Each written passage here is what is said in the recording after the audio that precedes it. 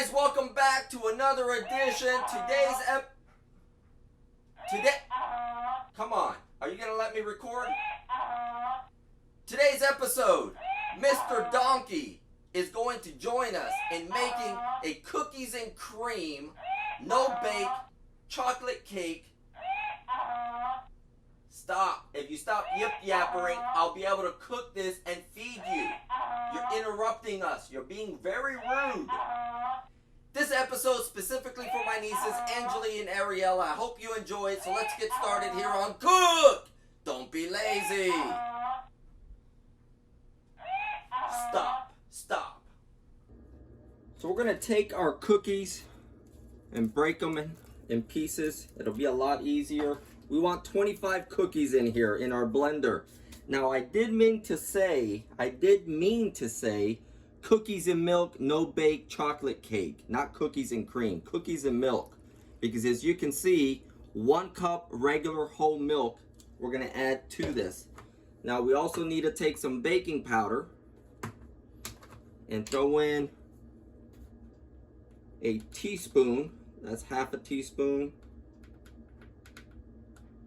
Another half a teaspoon, that equates to 1 teaspoon. And where is my lid? There's my lid. Blend it up.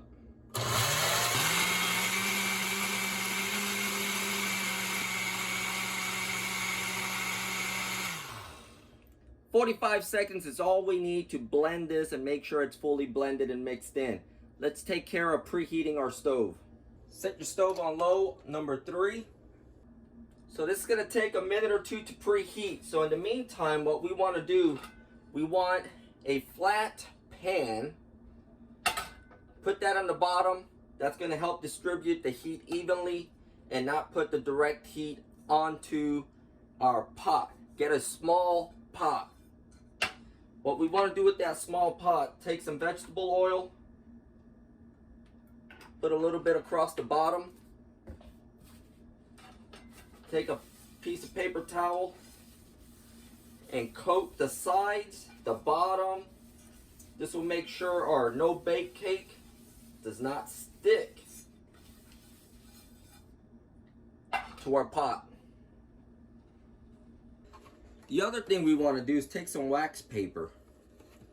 And what I did is I took some scissors and cut a circle that'll fit my pot.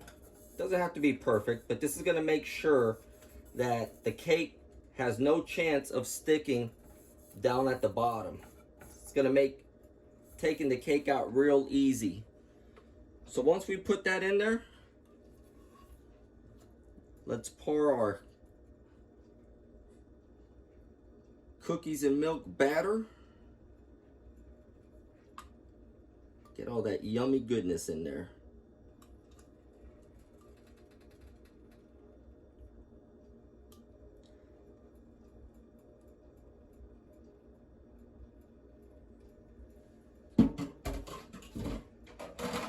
And we're going to cover this up.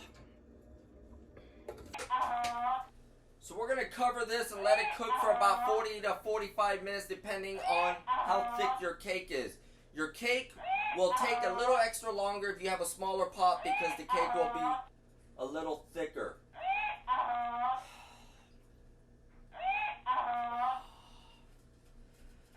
I'm going to give you NyQuil. That's what I'm going to do. It's right there. You're going to burn yourself. Get off the stove. Anyways, 40-45 minutes and we'll be right back. So we're at about the 45-minute mark. Your toothpick is dry, your cake is done. I'm going to set this off to the side. So as we wait for this to cool off, and we do have to wait for it to cool off, let's work on our frosting and our toppings. For our frosting, we're going to make a chocolate ganache. For that, we need whipping cream, heavy whipping cream. What I've done is I've taken half a cup of whipping cream, and I put it in the microwave, and I nuked it for about 1 minute and 45 seconds. That's going to get this nice and hot. On low, very important, nuke it on low. I'm going to take some chocolate chips and I'm slowly going to dump some in, little at a time.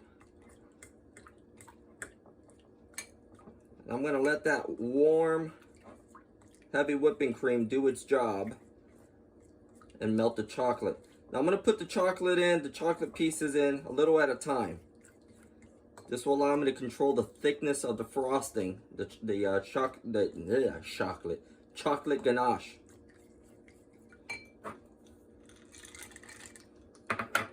So as the chocolate melts, it'll allow me to gauge the thickness of it.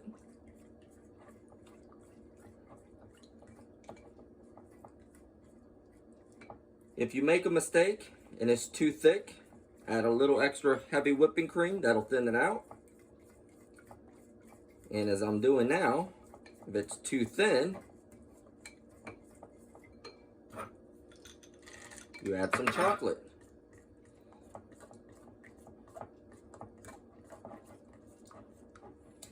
If you find that your chocolate is no longer melting, it's because the heavy whipping cream has cooled down enough where it's not going to melt the chocolate. Go ahead and toss this guy back into the microwave on low for about 30 seconds. That should allow you to finish up the job. Alright, that's about what I want.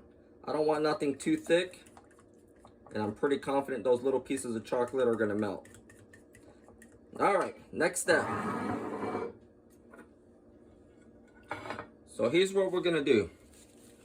I'm taking some white chocolate and some chocolate.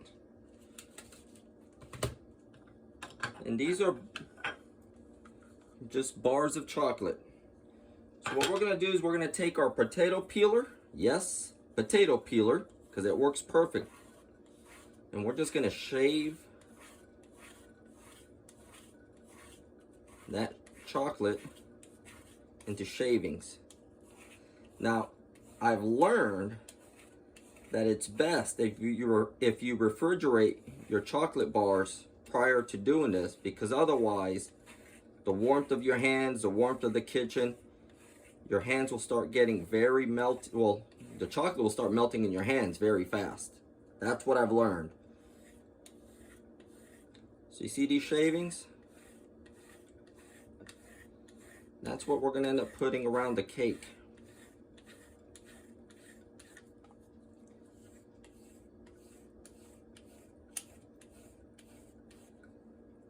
So we're going to do a mixture of the white and the brown. Look at that.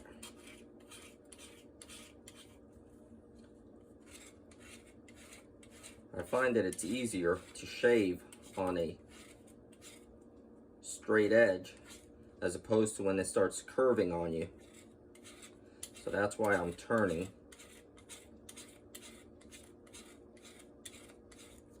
Now it does get a little messy. You can see shavings everywhere, but that's alright. That's what cleanup time is for. Clean up, everybody clean up. Is that how the song goes? I don't even know. It's been roughly 19, 20 years since I've had to sing that. Alright. Let's work on our cake. So here's what we gotta do. This is the hard part. We gotta get this guy onto this guy.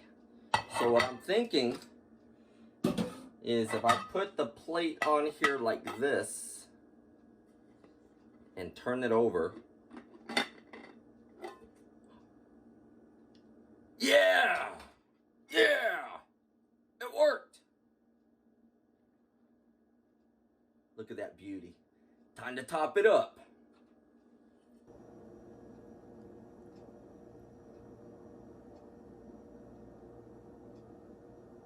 So I'm going to try to finish decorating this as best as I can, and then it's time to plate up.